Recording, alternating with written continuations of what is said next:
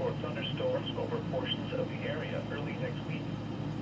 Spotter activation is not expected at this time. The current time is 11.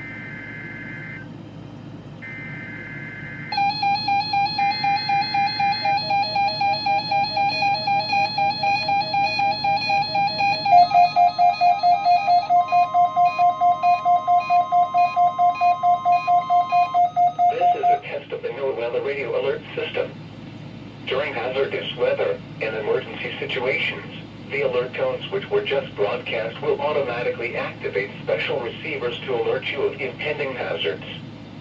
This test is normally conducted weekly around 11 a.m.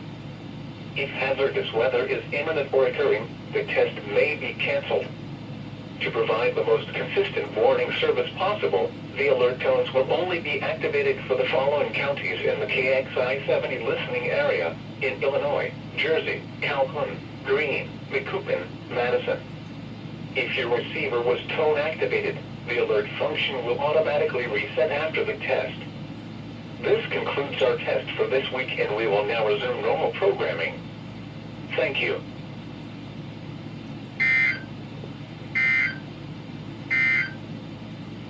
The current time is 11.